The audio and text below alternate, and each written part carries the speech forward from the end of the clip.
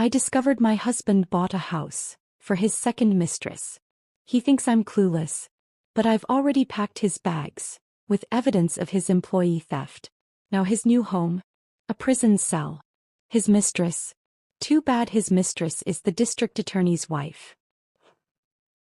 The spreadsheet on my laptop screen blurred as tears welled in my eyes. A single transaction of $24,750 stood out like a wound on our company's quarterly report. It wasn't categorized correctly. It wasn't authorized. And my husband Harrison, our company's financial director, had processed it himself while I was visiting my sister in Ohio. This doesn't make sense, I whispered to the empty office. Everyone had gone home hours ago, but something had kept me there, staring at numbers that wouldn't balance. A sixth sense, perhaps. Or maybe just 15 years of marriage to a man whose subtle shifts in behavior I'd been ignoring for months. Harrison was on another business trip to Chicago. Third one this quarter. I reached for my phone, hesitated, then set it back down without calling him. Instead, I followed the transaction, navigating through our company's financial system with the practiced ease of someone who had built this business from the ground up alongside her husband. If you've ever felt that gut instinct that something wasn't right in your relationship, you're not alone. Stories like Skylar's journey from suspicion to strength resonate with so many of us. If you're finding value in these narratives of women reclaiming their power, consider subscribing. It's completely free and connects you with others who understand what it means to trust your instincts and stand your ground. Now let's continue following Skylar's path to discovery. The money had been transferred to a vendor I didn't recognize. Meridian Consulting. I ran a search through our system. No previous transactions. No vendor application. No contract. Nothing. Just $24,750 vanishing from our accounts to an entity that seemingly didn't exist. I dug deeper, accessing Harrison's email through our shared company server. The search for Meridian Consulting returned nothing, which was odd for a legitimate business expense. But a search for just Meridian brought up a receipt in his personal email. A receipt for a woman's diamond pendant from Meridian Jewelers. $24,750. Exact match. My stomach clenched. The necklace wasn't for me. My birthday had passed months ago without jewelry, just a rushed dinner and Harrison's distracted conversation about quarterly projections. I'd never seen this pendant. Never worn it. Never even heard of Meridian Jewelers. I printed the receipt, hands trembling. The customer note at the bottom read, "For Valerie, all my love, H." Valerie. The name hit me like a physical blow. Our new marketing director. Young, ambitious, with razor-sharp cheekbones and a habit of touching Harrison's arm when she laughed at his jokes during meetings. I'd noticed, of course I had, but had dismissed the flickers of jealousy as my own insecurity. But now there was a paper trail. Harrison hadn't just gotten sloppy with his affair. He'd gotten sloppy with our money. Our company's money. The next morning I called in sick for the first time in years. While Harrison texted concerned messages from his conference, I began a methodical investigation of our personal finances. I spread bank statements across our dining room table, tracking every withdrawal, every charge. The pattern emerged quickly. $2,000 here, $3,500 there. Cash withdrawals that Harrison had explained away as business expenses he'd forgotten to get receipts for. I added them up. $97,400 over the past 12 months. Nearly $100,000 unaccounted for. Money that wasn't going toward our retirement, or the vacation home in Maine we'd been talking about for years. That night I couldn't sleep. At 2 a.m. I slipped out of bed and went to Harrison's home office. His laptop was password protected, but I knew all his passwords. Or thought I did. His usual combination didn't work. 3 attempts later I was locked out. Another secret. Another betrayal. But Harrison was careless in other ways. His desk drawer contained a stack of mail he'd forgotten to hide. Credit card statements from an account I didn't know existed. Restaurant charges in town on nights he was supposedly working late. Hotel rooms charged in our own city. And then, buried at the bottom of the stack, a property tax assessment for an address in Oakwood Heights, one of the affluent neighborhoods across town. The listed owner was Summit View LLC. I'd never heard of it.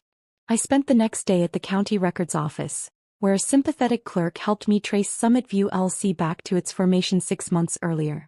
The registered agent was a law firm I didn't recognize, but the paperwork listed my husband as the sole member. Harrison had created a shell company and used it to buy a house worth $850,000. A house that wasn't ours. A house I'd never seen. That night, I sat at our kitchen table until 3 a.m., a cup of cold coffee between my hands, staring at the stack of evidence I'd gathered. Printouts of bank statements, the jewelry receipt, the property records, the trail of Harrison's betrayal laid out in black and white. My phone lit up with a text. Harrison telling me his flight would arrive at noon tomorrow. Telling me he missed me. Telling me he loved me. Each word a lie. My first instinct was to pack my bags and be gone when he returned.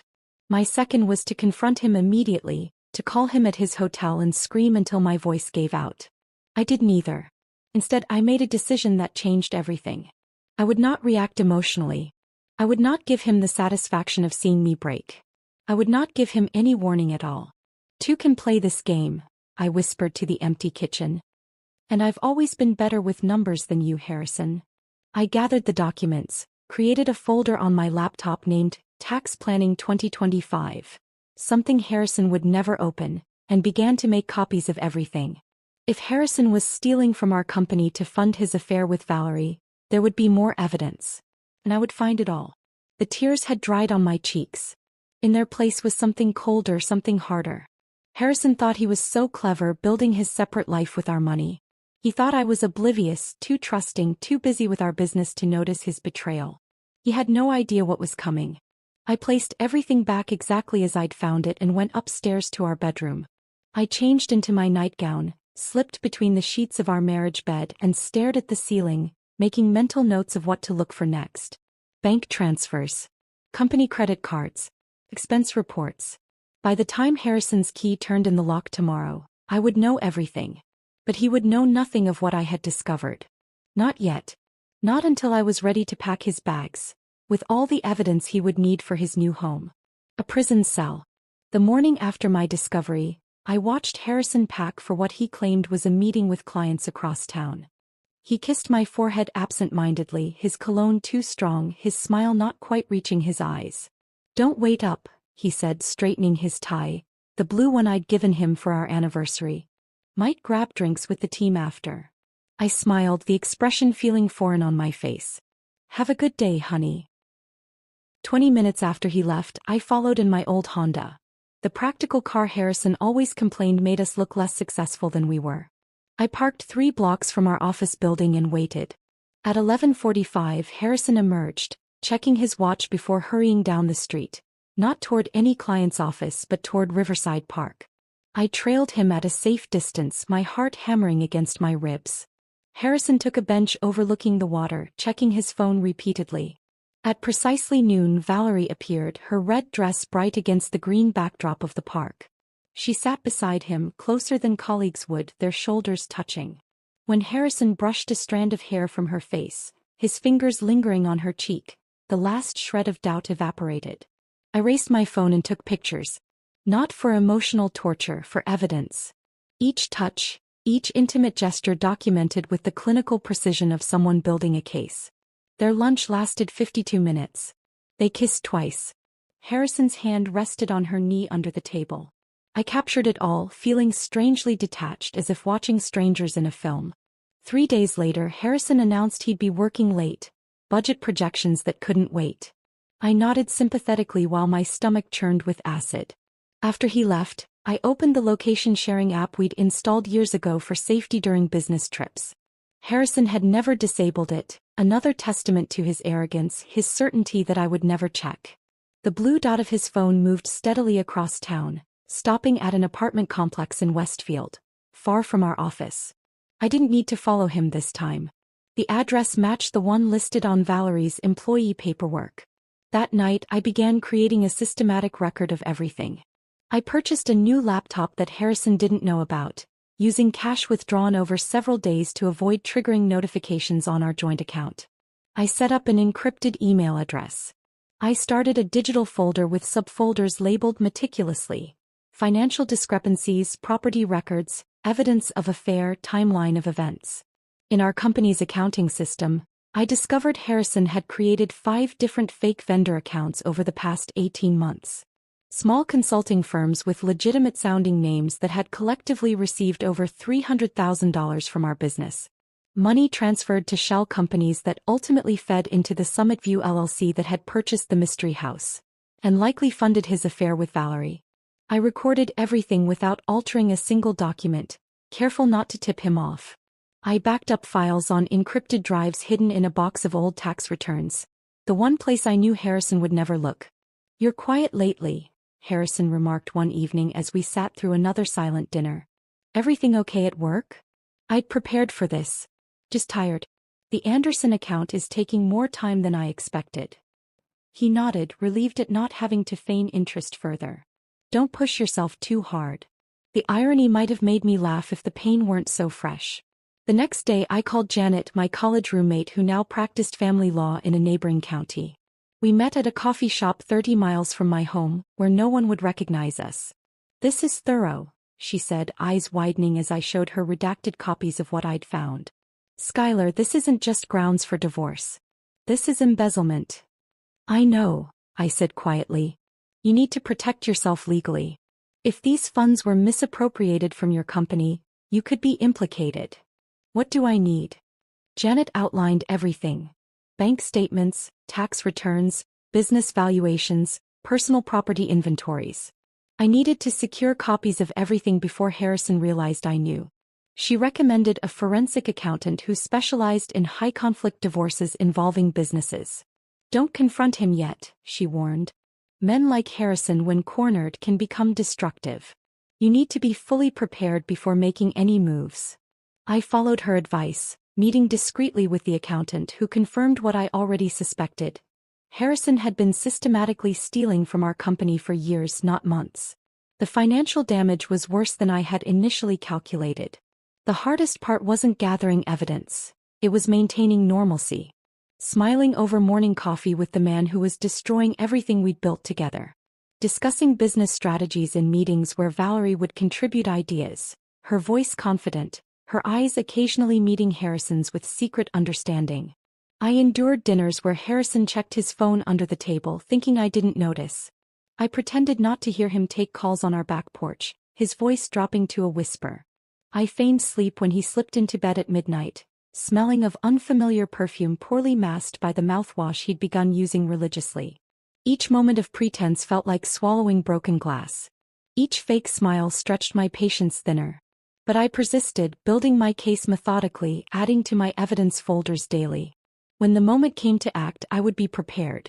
"I was thinking we could take that trip to Napa Valley in the fall," Harrison suggested one evening, his hand covering mine across the dinner table. The same hand that had touched Valerie hours earlier. "Just the two of us. Like our 5th anniversary." "That sounds perfect," I lied, squeezing his hand with practiced affection. He smiled, satisfied with his performance as devoted husband. He had no idea that while he was orchestrating his secret life, I was quietly, meticulously documenting every aspect of it. The scales were beginning to tip. Day by day, piece by piece, I was reclaiming my power, not through confrontation but through silent, methodical preparation. Harrison thought he was the clever one, building his house of cards with my money, my trust, my love. Soon he would learn exactly how wrong he was. But not yet. For now, I would continue to watch, document, and wait. The time for action would come.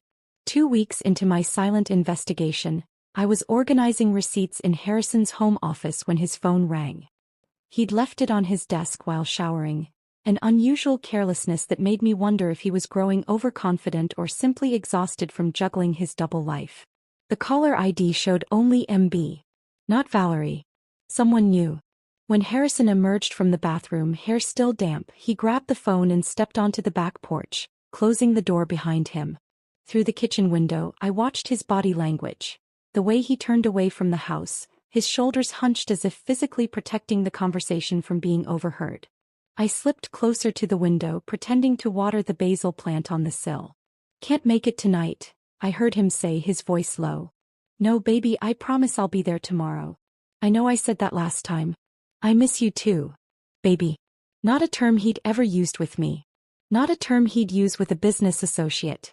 The next day I called our office manager, feigning a migraine that would keep me home. Instead of resting, I drove to the Oakwood Heights address I'd discovered in the property records. The house was a modest Tudor-style home on a quiet street. Not ostentatious but certainly expensive. If Harrison was hiding one affair, why not two? And why purchase a house unless the relationship was serious? Or unless someone needed to be kept comfortable, kept quiet? I parked down the block, large sunglasses hiding most of my face, and waited. At 10:15 a.m. the front door opened. A woman emerged. Early 30s, stylishly dressed in casual clothes that still somehow looked expensive. Dark hair cut in a sleek bob, designer sunglasses, confident posture. She wasn't Valerie. She locked the door with her own key and drove away in a silver Audi. I followed at a distance to a yoga studio in the upscale part of town, then returned to my observation point near the house.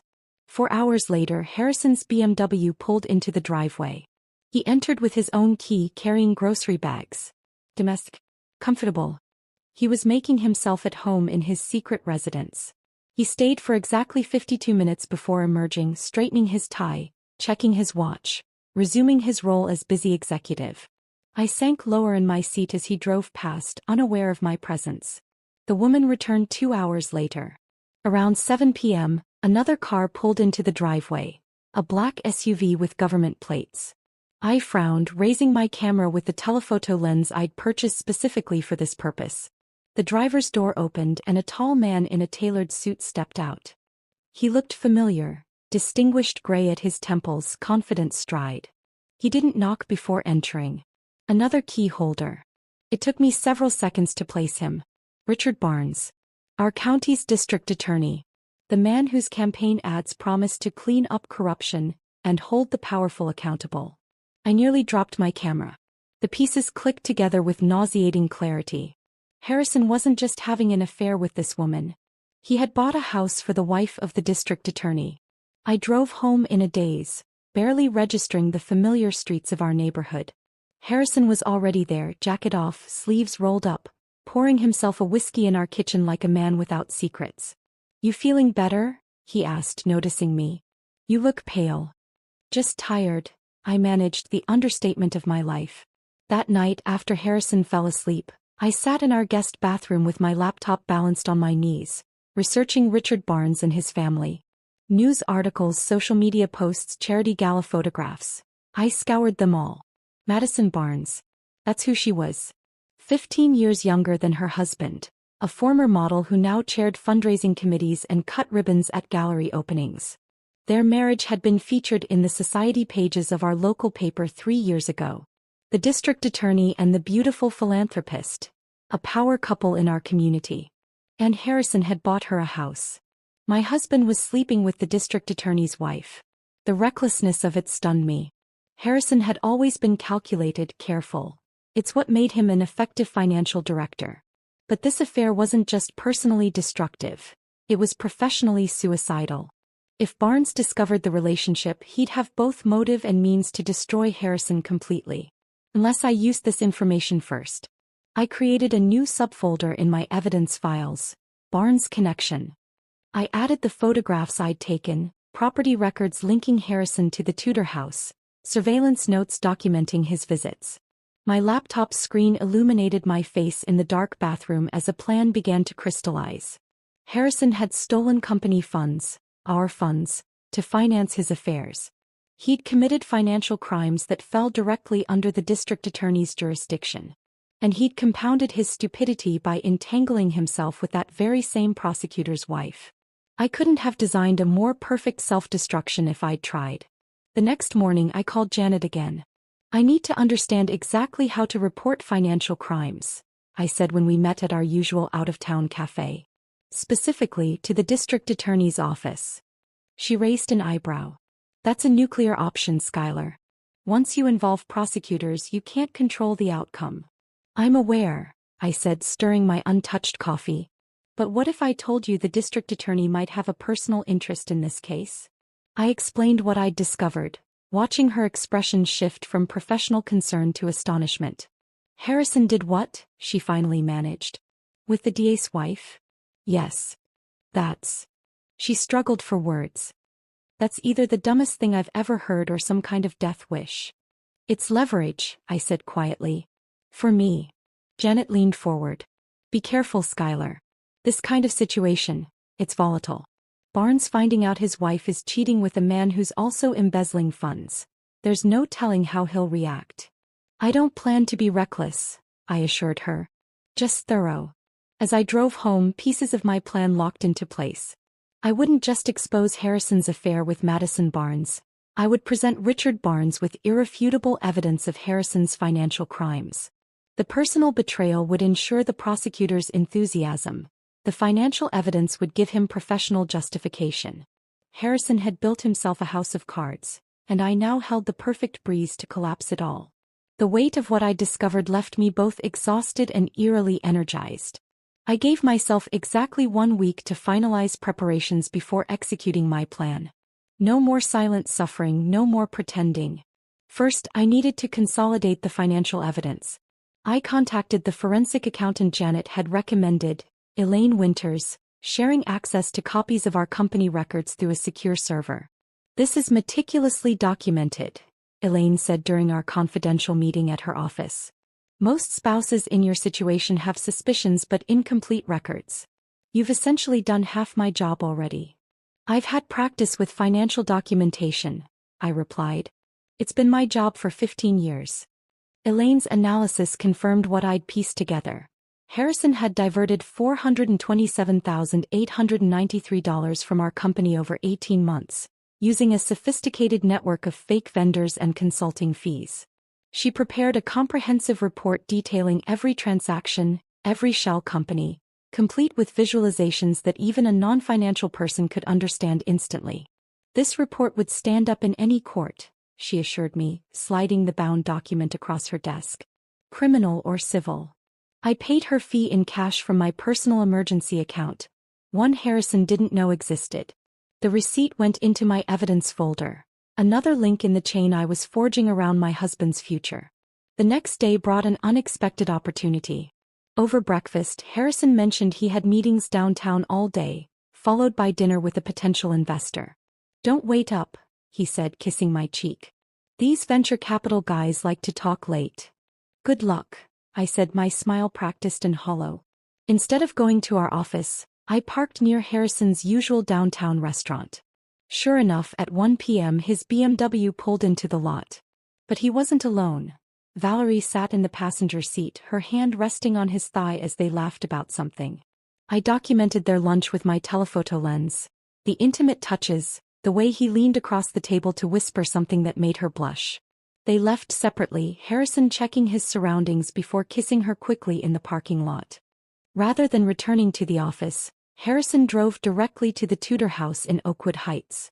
Madison Barnes was waiting at the door in a silk robe, pulling him inside with an eagerness that turned my stomach. He emerged 2 hours later, checking his watch, straightening his tie, the same routine I'd observed before. But today he didn't head home or back to the office. Instead he drove to Riverpoint Plaza, an upscale shopping center. He entered a jewelry store, emerging 20 minutes later with a small bag.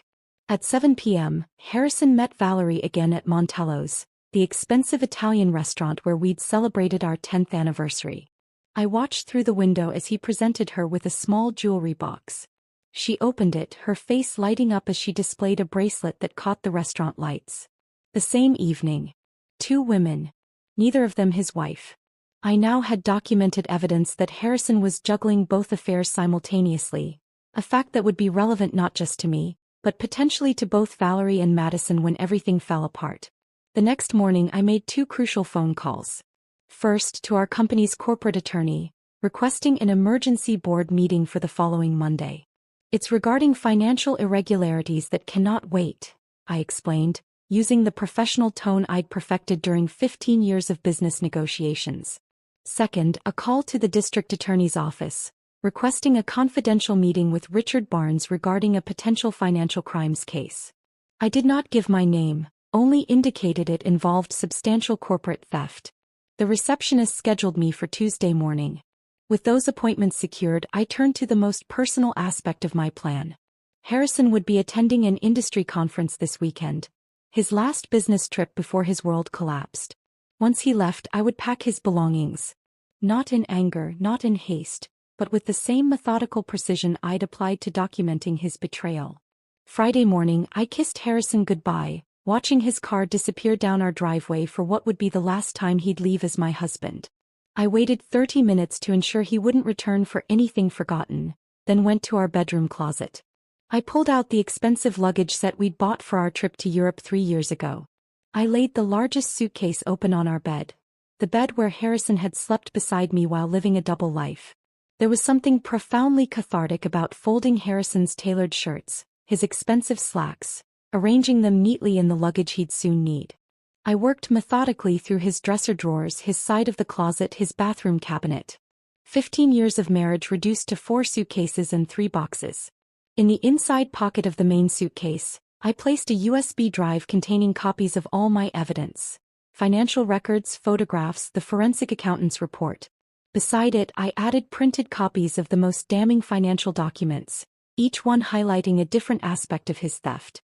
I also included photographs of Harrison with both Valerie and Madison, taken on the same day, tangible proof of his complete moral bankruptcy.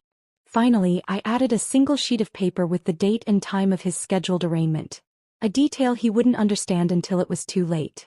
Each item was placed with deliberate care, not thrown in anger.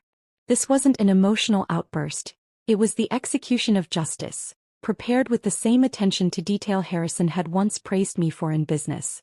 By Sunday afternoon, everything was ready.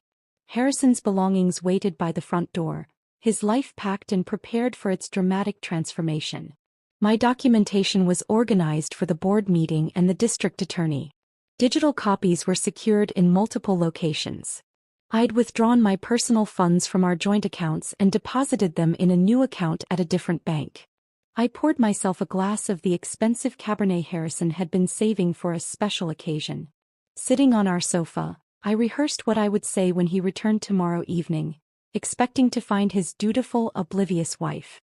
Instead, he would find me, clear-eyed, fully informed, and holding all the power he thought was his. The suitcases by the door weren't just packed with clothes and evidence. They were packed with consequences, with justice, with the end of one life and the beginning of another. I raised my glass in a silent toast to the woman I was becoming, someone who refused to be a victim, who had transformed betrayal into strength. Tomorrow Harrison would finally discover that I was anything but clueless. Harrison's key turned in the lock at precisely 6:18 p.m. Monday evening. I sat in our living room, dressed in the navy blue suit I wore for our most important business presentations, a glass of water untouched on the coffee table before me.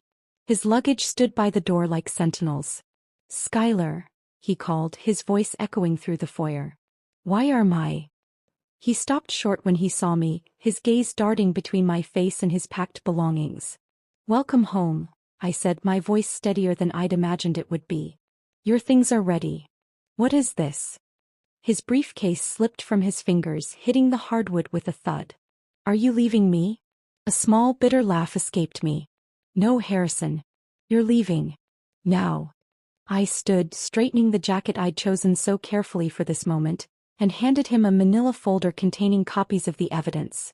Just enough to make my point, not everything I had. "Open it," I instructed. His hands trembled slightly as he flipped through the pages.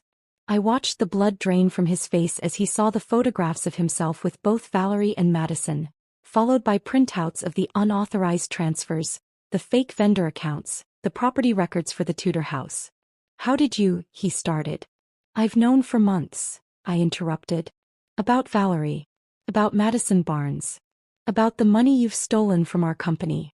From us." His expression shifted from shock to calculation. I could almost see him formulating denials, excuses, counterattacks. "Skylar, this isn't what it looks like. I can explain."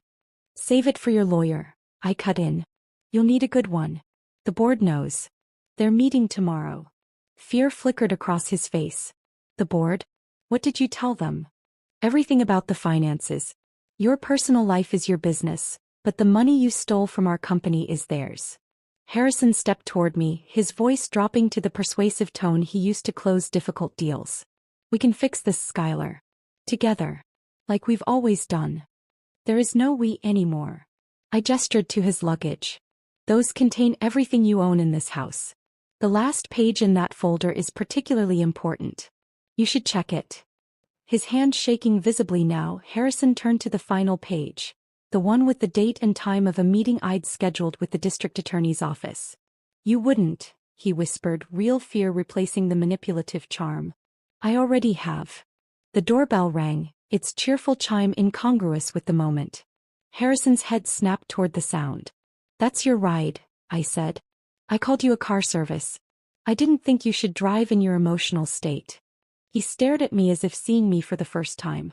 Who are you? I met his gaze directly. I'm the woman who built this company with you. The woman who trusted you with everything. The woman who's taking back what's hers. The next morning, I walked into our company's conference room where the board members waited, faces grim. For 2 hours, I presented the evidence of Harrison's financial crimes, answering questions with composed precision. I concluded by outlining my plan to stabilize the company, emphasizing that I had been documenting the discrepancies for months while determining the full extent of the problem. We've known you for years, Skylar, said Martin, our most senior board member. But this is unprecedented. I understand your concerns, I replied. I'm prepared to step aside temporarily if that would make the board more comfortable while this situation is resolved. After a brief private discussion, they voted unanimously to keep me as acting CEO. The company needs steady leadership now more than ever, Martin explained. We trust you to provide that. I was walking to my car after the meeting when my phone rang. An unknown number. Mrs. Mitchell? This is District Attorney Richard Barnes. My heart skipped. I hadn't expected him to call personally. Thank you for the information your attorney provided this morning, he continued, his voice controlled but with an undercurrent of intensity. I wanted to let you know that we've issued a warrant for your husband's arrest. The financial evidence is compelling. I understand, I said carefully. Pause. There appears to be additional information regarding my personal life included in the documents. That information is separate from the financial crimes, I replied. I believed you should have all the facts, but my complaint focuses solely on the corporate theft. Another pause. I appreciate your discretion. His voice had changed, less official, more human. This can't be easy for you either. No, I agreed. It isn't. 3 hours later, my phone buzzed with a news alert. Harrison Mitchell, prominent local businessman, arrested on multiple counts of embezzlement and fraud. The article mentioned the district attorney's personal involvement in expediting the case. That night, I sat alone in my living room, surrounded by spaces where Harrison's things had been. The silence was profound, uninterrupted by his footsteps, his voice, his lies. I should have felt triumphant. Instead, I felt hollow, as if I'd survived a long illness only to discover the recovery would be equally challenging. I wandered through rooms that suddenly seemed too large, too empty. In our bedroom, I opened drawers where his clothes had been, ran my fingers over the vacant spaces he'd occupied. 15 years of marriage. Gone. Not because of what I'd done, but because of what he'd done, what he'd been doing for years while I built our life, our business, our future. The vindication I'd anticipated was there, but muted beneath waves of grief for what had been lost. Not just my marriage, but my trust, my certainty, my vision of our shared history. I slept in the guest room that night. 6 months later, I stood at the window of my office, the corner office that had once been Harrison's, watching downtown traffic flow below. The company had not just survived but thrived under my leadership.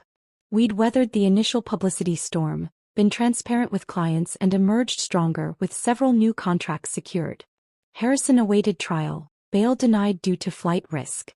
The district attorney's office had built an airtight case, with Richard Barnes personally overseeing the prosecution. Madison Barnes had filed for divorce almost immediately after Harrison's arrest. I'd sold our house, unable to continue living with its memories. My new condo overlooked the river, its clean lines and empty spaces a canvas for the life I was creating. One decision, one day at a time. The divorce was finalized last week. My lawyer called the settlement a complete victory. I wasn't sure such a thing existed in cases like mine, but I had emerged with full ownership of the company and most of our assets. Harrison wouldn't need them where he was going. What surprised me most was the strength I'd found, not just for surviving betrayal but for rebuilding afterward.